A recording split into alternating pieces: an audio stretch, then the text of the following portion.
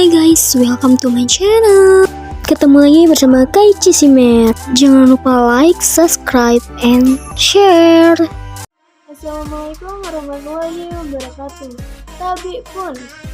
Perkenalkan, nama saya Siska Cimerianti dari Prodi Pendidikan Bahasa dan Sastra Indonesia dengan NPM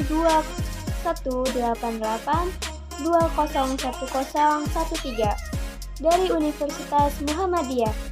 Saya di sini ingin menjelaskan kembali hasil review materi bahasa Indonesia. Yuk kita simak bareng-bareng dan jangan sampai terlewatkan ya. Nah, di bahasa Indonesia itu ada 7 materi. 1.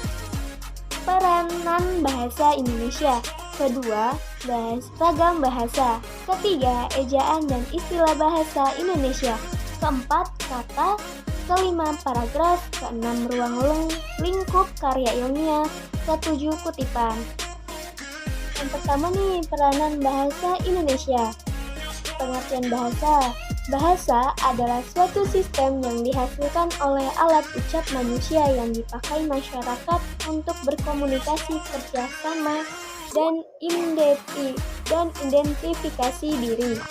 Ini ada fungsi dan peranan bahasa Indonesia dalam pergaulan. A. Sebagai alat untuk komunikasi. B. Sebagai alat untuk mengekspresikan diri. C. Sebagai alat untuk mengadakan integrasi dan beradaptasi sosial. D. Sebagai pemersatu bangsa. E. Sebagai alat untuk berpikir. F. Sebagai bahasa juga mampu mempengaruhi tingkah laku. Ada juga nih hal yang dikaitkan dengan bahasa. 1. Akal. 2. Makna dan interpretasi. 3. Konvensi. 4. Dimensi bahasa objektif. 5. Intertekstualitas. Jadi materi kedua, ragam bahasa. Pengertian ragam bahasa. Ragam bahasa adalah variasi bahasa menurut pemakaian yang berbeda-beda, menurut topik yang dibicarakan, menurut hubungan pembicara, kawan bicara, orang-orang yang bicarakan, serta menurut medium pembicara. Ragam bahasa Indonesia juga dibagi menjadi 2, ragam bahasa lisan dan ragam bahasa tulis. Ragam bahasa lisan adalah ragam bahasa yang diungkapkan melalui media lisan terkait oleh ruang dan waktu sehingga situasi pengungkapannya dapat membantu pemahaman. Dan ragam bahasa tulis adalah bahasa yang dihasilkan dengan memanfaatkan tulisan dengan huruf sebagai unsur dasarnya. 3. Ejaan dan istilah bahasa Indonesia. Pengertian ejaan. Ejaan merupakan keseluruhan peraturan penggambaran lambang-lambang bunyi, ujaran, suatu bahasa dan hubungan lambang satu dengan lambang yang lain, baik penggabungan ataupun dalam pemisahannya. Ada aturan baku penulisan ejaan nih. 1. Penggunaan huruf kapital. 2. Penggunaan huruf miring. 3. Penggunaan tanda titik. 4. Penggunaan tanda koma. Pengertian istilah. Istilah adalah kata atau frasa yang dipakai sebagai nama atau lambang yang dengan cermat mengungkapkan makna konsep, proses, keadaan, atau sifat khas dalam bidang ilmu pengetahuan, teknologi, dan seni. Macam-macam istilah. 1. Istilah umum. Istilah umum adalah istilah yang menjadi unsur bahasa yang digunakan secara umum. Contohnya anggaran belanja, penilaian, daya, radio, nikah, dan takwa. 2. Istilah khusus. Istilah khusus adalah istilah yang pemakaiannya dan maknanya terbatas pada suatu bidang tertentu. Contohnya nih, ada appendektomi dan iurtosis, bipatride, dan pesosen. Di materi keempat, kata. Pengertian kata secara bahasa. Kata berasal dari bahasa Sanskerta yaitu kata yang artinya konvensi, bahasa atau dongeng. Kata adalah unit bahasa yang mengandung arti dan terdiri dari satu atau lebih morfem. Kumpulan dari beberapa kata dapat berbentuk frasa, klausa, dan kalimat. Selanjutnya ada jenis-jenis kata. 1. Kata kerja atau verba.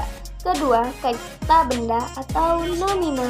Ketiga, kata sifat atau adjektiva. Keempat, kata keterangan atau adverbia. Kelima, kata ganti atau promina. Keenam, kata bilangan atau numeria. Ketujuh, kata tugas. Kedelapan, kata sendang atau artikula. Kesembilan, kata seru atau injeksi. Yang lagi nih di materi kelima yaitu paragraf. Pengertian paragraf adalah seperangkat atau sekelompok kalimat yang tersusun dari satu kalimat pokok dan beberapa kalimat penjelas.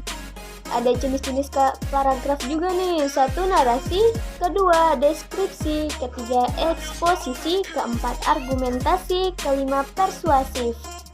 Ini di materi ke ruang lingkup karya ilmiah. Di ruang lingkup karya ilmiah itu ada apa saja sih? 1. Pengertian karya tulis ilmiah. Karya tulis ilmiah adalah suatu karya dalam bidang ilmu pengetahuan dan teknologi terbentuk ilmiah. Karakteristik karya tulis ilmiah. 1. Mengacu pada teori. Kedua, berdasarkan fakta. Ketiga, logis. Keempat, objektif. Kelima, sistematis. Keenam, sahih atau valid. Ketujuh, jelas. Kedelapan, saksama. Kesembilan, tuntas. Dan ke-10, bahasanya baku.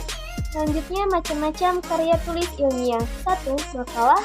2. Kertas kerja. Ketiga, laporan praktek kerja. Keempat, skripsi. Kelima, tesis. Keenam, disertasi. Nah, sudah sampai di penghujung materi nih, ada kutipan. Nah, dalam kutipan itu apa aja sih? 1. Pengertian kutipan. Pengutipan adalah proses peminjaman kalimat atau pendapat seseorang pengarang atau ucapan seseorang yang ahli dalam bidang yang sedang ditulis.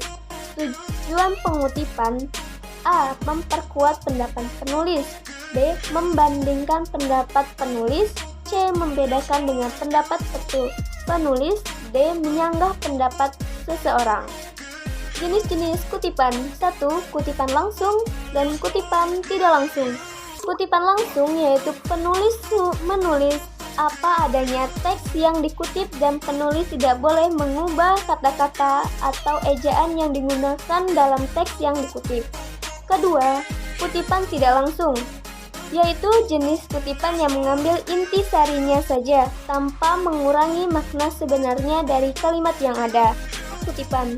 1. Kutipan langsung, yaitu bahasa adalah sistem lambang bunyi yang arbitrer yang digunakan oleh para anggota sekelompok sosial untuk bekerja sama, berkomunikasi, dan mengidentifikasi diri. Karir 1994, halaman 32. Yang kedua, kutipan tidak langsung. Dalam komunikasi antara individu, setiap kalimat yang diucapkan mempunyai fungsi yang khusus. Kadang-kadang fungsinya ialah memberitahukan, menanyakan, atau memperingatkan tentang suatu fakta. Dalam hal ini, pembicara mengharapkan bahwa lawan bicaranya dapat menangkap atau mengerti fungsi dari kalimat yang diucapkan pembicaraan tersebut. Marat 2005, halaman 31. Itu saja penjelasan atau review materi bahasa Indonesia dari saya. Mohon maaf bila ada salah ucap atau salah kata. Saya ucapkan terima kasih. Wassalamualaikum warahmatullahi wabarakatuh.